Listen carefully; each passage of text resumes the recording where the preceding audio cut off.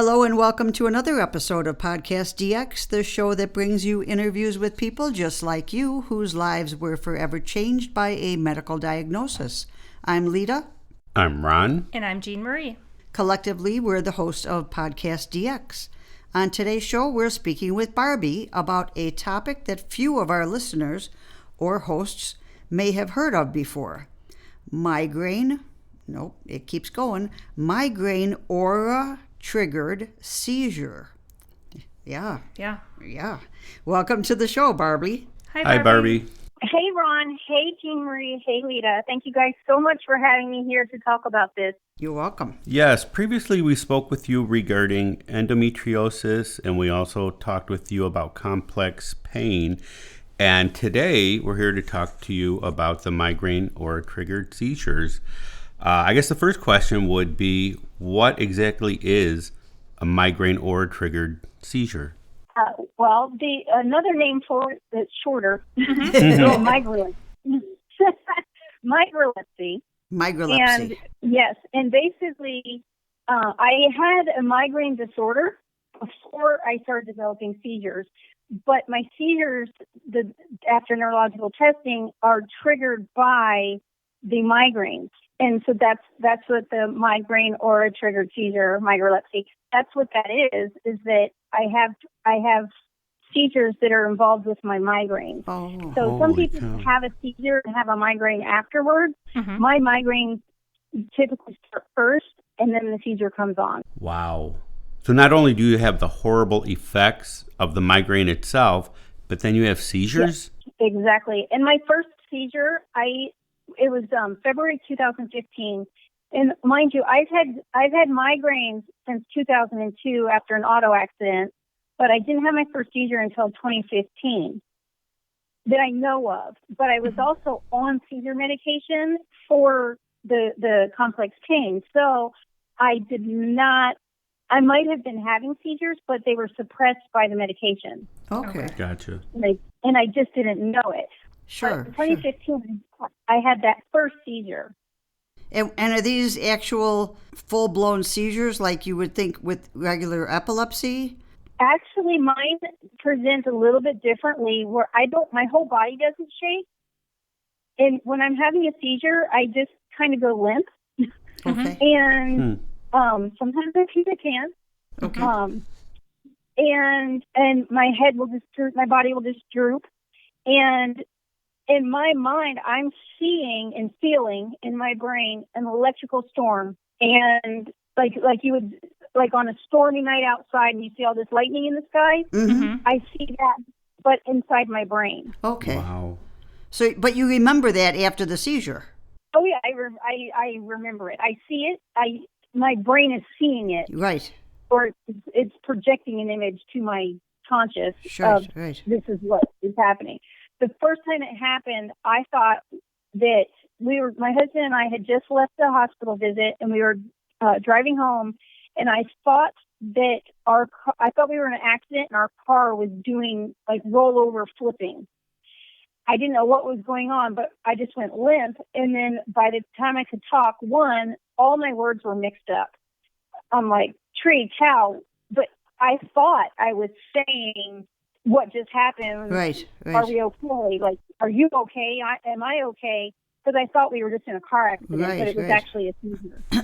I would have like stroke symptoms, don't they? Exactly. I would have thought stroke. And so my husband's like, what is wrong with you? And I thought I was talking in sentences, but I was talking in random words. It made no sense. They were English, but they didn't string together in any kind of fashion. They were just words. Do you have any idea how long the seizures last? Sometimes they're like maybe 10 to 20 seconds, and then sometimes they're a couple of minutes. Okay.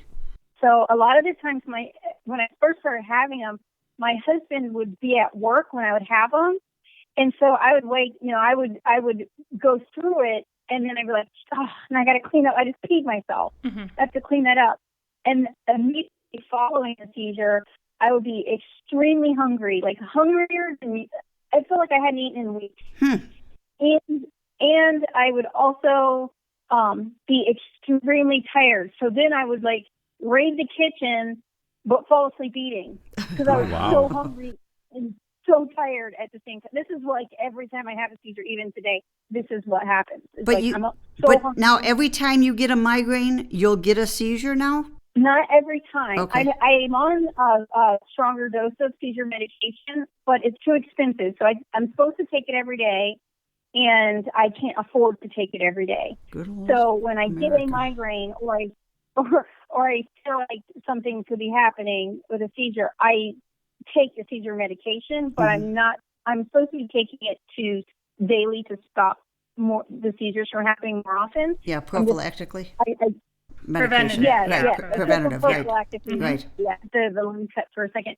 Yes, I take them prophylactically, and sometimes I am too late in taking it. But also, that they started just from the migraines, and I went through testing, and even I went to the first neurologist, and they were like, "This is too much of a situation for us. We're going to pass you on to an epileptologist," which is, I guess, a neurologist on steroids. They know like even more. Oh, wow. And that epileptologist said I was too much for her, and now I have a team of 5 neurologists at Barrows here in Phoenix, Arizona, that takes care of my case versus the one epileptologist or one neurologist. It's like a team that works with me. Okay. Wow. Yeah, that's incredible. Quite a So lot. it's been a process. Yeah.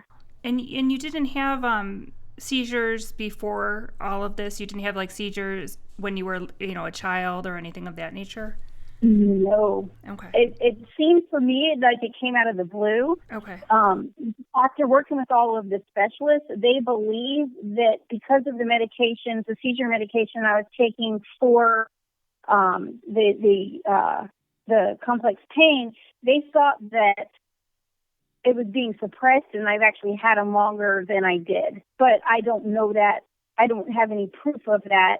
But I had times where I'd pass out because the pain was so bad. Possibly I wasn't passing out just from the pain. Possibly they're saying it could have been a seizure in my spine or my brain. Mm-hmm. Okay. And I didn't know you could have seizures in your spine, but through their testing, they thought that was a possibility that was going on with me. Wow. Barbie, can you tell us the aura-triggered seizure? How often is that seen in people that have migraines on a regular basis? The people, migraines occur in 12% of the population, and the seizure portion is less often. I mean, the aura portion of it is less often. Maybe about 0.5% of the population of people with seizures actually have an aura. Gotcha. So it's not necessarily. But here's the thing. Since 2015, I've noticed, like, I used to be a dancer, and I used to go to concerts and that type of thing, and dance or nightclubs or what have you. And they have strobing lights or lights that are flashing, and certain patterns of those lights will set off my seizures as well. Right. So the aura might come from my brain, but the aura could also come from a certain pattern of flashing light that will also. I won't even have a migraine now, and those light patterns can trigger my brain into thinking having a migralepsy episode. Wow. Right. Wow. Yeah, that's... So it's very rare. It's very, very rare, but it is known and then documented and does happen. Okay. Do you know if there's a genetic link between the migraine, a typical migraine, and epilepsy? There is a genetic component possible. Not everybody that has seizures or migraines has it genetically, but there can be a genetic component to it. And I can say in my family, multiple members have migraines, but I'm the only one that actually has seizures because of the migraine so far. Okay. Hopefully no one else develops it. Right. But you will typically see that if somebody in your family has migraine disorder of some sort, if it's genetic, you will see other family members that actually also suffer with migraines, like a mother-daughter or siblings. So in my family, we do see that. Okay.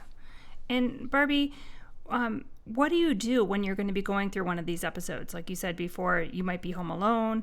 Do you know, like, ahead of time? Do you feel it coming on? And do you have any, like, prodrome symptoms or symptoms that occur before? I do, and they're kind of hard to verbalize. Sure. But it does start with a migraine. So if I feel a migraine starting, which I have multiple times a month, I will take a seizure medication so that I'm hoping that that the migraine doesn't always lead to a seizure. I'm hoping like I can cut the migraine off. I also have a migraine medication, a nasal version and a pill form that I take the migraine. So I try to pay attention to my body, especially my brain, to when I start to feel it coming on, which is the hardest part to describe. I try to be proactive and do something about it before it gets to a full-blown seizure. But sometimes I'm watching television and a light pattern on the TV can set off a Migralepsy episode. So sometimes I know, sometimes I don't. Okay. And that's something I'm talking to other people with other types of seizure disorders. In epilepsy, they tend to say the same thing. They sometimes sometimes it just hits you out of the blue and you didn't even see it coming. That's terrible. And I'm picturing here all of the dangerous positions that a person could be in, and all of a sudden have an event and not have control, and like you're saying, get limp. Do you drive still? Okay, let's not answer that, because I don't want to cause any kind of legal complications for you. What about cooking? Do you cook? I'm the worst cook in America, probably the worst cook in the world, but I don't cook, and I partially because I don't know when it's going to hit. If I do drive, it's been a while in between episodes, and I always stay in the slow lane so that if something happens, I can quickly get off of the road. Okay. And then I've heard that there are epilepsy warning devices that you could wear. Do you know about those? I recently have heard about them. I do not have one. Also, there's actually animals, like dogs can be trained. Right. I heard about that too. For you. But I don't even have the medication for my seizure disorder is so expensive. I can't even take care of the medication I need, let alone I don't want to bring a dog into my life, which I've tried in the past. I had a therapy dog, and I had to give it up for adoption because I couldn't give it the life that a little dog needs. Okay. And so I'm a little bit apprehensive about I'd love to have a dog that could help me and sense it. I want it to have the best life, and I don't think I could give it the best life. Right. I hear you. So yeah, but I can't say some of the other things symptoms that the migraines and the epilepsy is hyperactivity, the food cravings, not any particular food, just hungry, and difficulty concentrating, which I also have because of the chronic pain. So definitely see that as well. That I have that both before, but then after the seizure, it's like crazy. You'll eat anything, even if you don't like that food. You're like, I don't even like that. Wow. And I'm like, I gotta eat. Wow. So, notices. But I'm sorry to interrupt. Have you noticed any patterns or triggers that relate to the migraines that you have? Besides the flashing lights? Yeah. Or whatever? Well, that was more for the seizures, I believe. Oh, yeah, it? that's right. That's right.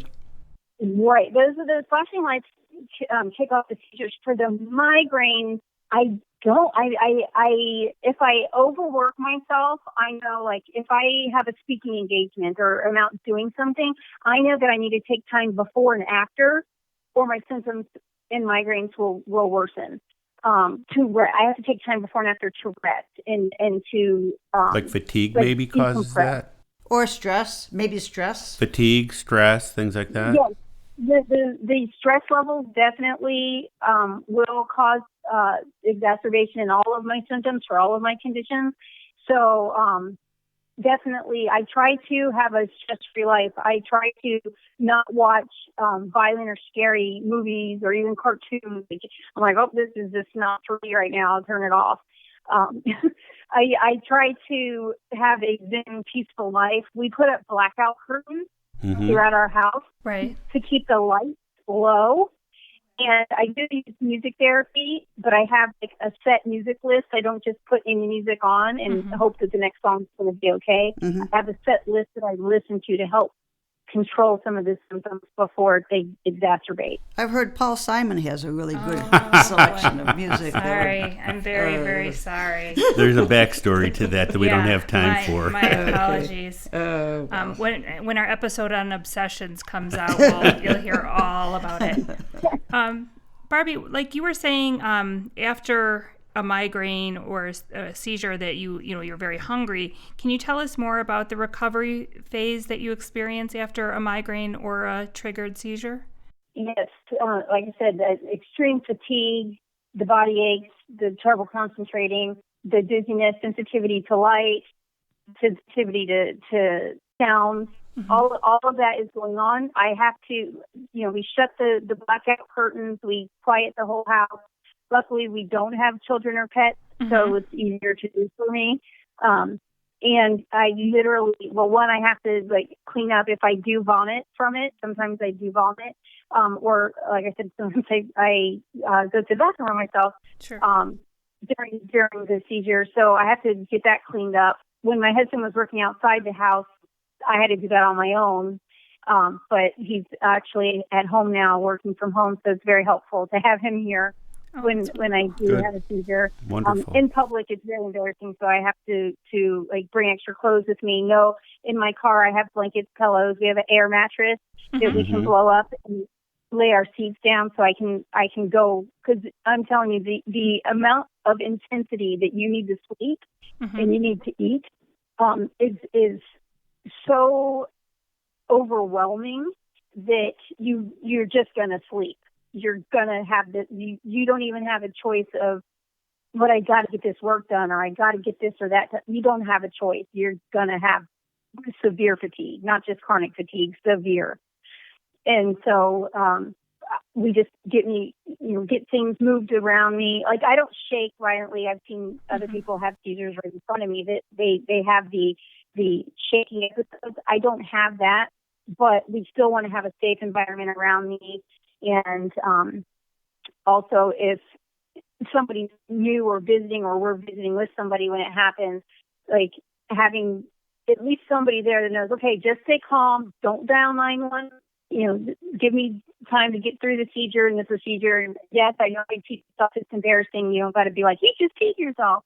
If I am out for like an extended period, a couple of minutes, roll me onto my side just to make sure my tongue doesn't go back or anything. I can still breathe. Protect me from injury, basically. Don't restrain me. Don't put anything in my mouth or try to breathe for me or anything like that. I'm still breathing. I still know what's going on around me. I'm just in the middle of an electrical storm. So I just got to get through this storm. Just give me the time to get through it. Barbie, let me backtrack just a little bit. So you have a migraine. How long does the migraine last? It could be hours. It could be multiple days. Okay. And then the seizure? I can have multiple. And when it's a multi-day migraine, there's going to be multiple seizures throughout that time. Okay. So the seizure could happen during the migraine. It's not like, okay, thank God, the migraine's over. Now I'm feeling better, but look out, the seizure is going to hit next. So the seizures come with the migraine. Correct, and that's why it's migralepsy. Okay, It happens together. So if I have a migraine, then I know I'm probably going to have a seizure, but not every time. But that's why there's a chance, right? Down the medicine. Okay, I see. Right, that's why it's two separate diseases, but for me they're combined. Right. For some reason I was thinking that the epilepsy portion was a after effect. Like a byproduct. Yeah, of a it? byproduct of the migraine, and you're, now you don't have a headache anymore, but now you're going to have a seizure, and then once the seizure's over, now you want to eat and sleep, but then that's over. So you're having everything all at once. This is a double whammy at the same time. And then back up a couple of episodes, then you also have the complex pain syndrome. So I just can't. Yes. Yeah, I can't even imagine. We just want to give you a hug. Yeah, if we could reach through the airwaves, big hug. Oh, yeah. Of course, that would Air hurt. hug service. Air hug. Air hug. hug. Air hug. Yes. Air hugs, yes. Yeah. And I do have a sensitivity to touch. Mm-hmm. So when I go in and out of remission, as I talked about on previous episodes, when I'm out of remission, you can't touch me. So we came up with air hugs. Okay. So I still feel the energy and the love around me, but please don't touch me. Oh, Right, that's right. wonderful. Doing that song. Yeah. Well, Barbie, what tips, hints, or helpful advice do you have for someone who might have been recently diagnosed with this condition? Well, really educating setting the expectation, educating the people around you would probably be the most important thing. Mm-hmm. Like I said, you need someone that knows, okay, he or she's going through a seizure. They're going to be okay. I don't need to panic. I don't need to dial 911. I just need to check their area, make sure that they're safe. Okay. And really having that person with you is so much more helpful. When I have seizures and I'm alone, Mm-hmm. it is very terrifying to go through, especially in the first, few times that you experience it. Mm-hmm. To know that someone's here and I'm going through this, but someone's here and I'm going to be okay has been helpful for me. But also we had to go through, my husband's my main caregiver. We've gone through going to the doctor appointments together and him learning about it alongside me and setting the expectation, knowing what's going on and making it easy for him to have a little elevator pitch if we are in public and it happens, what to say, what to do so that everybody around us doesn't freak out. Mm-hmm. Okay. Well, that's good information. Yeah, good advice. Barbie, I understand that you are also an author. I don't know how you had the time or energy, but where can our listeners get their copy of Real Love and Good Sex for Pain Patients and Their Partners? That was a book I co-wrote with my husband, and it's available in bookstores. It's available on Amazon. It's actually available in many libraries across our country and in other countries. And it's also available on my website. Okay. And what is that website again? The website is barbyingle.com. Okay. I'll make sure that we have a link for that on our website so that people can find you. Thank you very much, Barbie. Great. Thank you, guys. Just as a side note, that book was not on my copy. Yeah, Jean wrote it on mine. Again, thank you, Barbie, for joining us today. You have graciously joined us the last couple weeks with a couple different episodes. We appreciate you coming on today and relaying this information, sharing this information with us regarding the seizures from the migraines. So thank you. I'm sure that we and the rest of our listeners have learned a great deal about this rare condition. Thank you very much, Barbie. Ron. And thank you, Barbie. Thank you for joining our show today. Thank you, Barbie. You take care. Thank you all three of you. Take care. If our listeners have any questions or comments related to today's show, they can contact us at podcastdx@yahoo.com, through our website, podcastdx.com, on Facebook, Twitter, Pinterest, or Instagram. And if you have a moment to spare, please give us a 5-star review wherever you get your podcast. As always, please keep in mind that this podcast is not intended to be a substitute for professional medical advice, diagnosis, or treatment. Always seek the advice of your physician or other qualified healthcare provider with any questions you may have regarding a medical condition or a treatment and before undertaking a new healthcare regime. And never disregard professional medical advice or delay in seeking it because of something you've heard on this podcast. Till next week.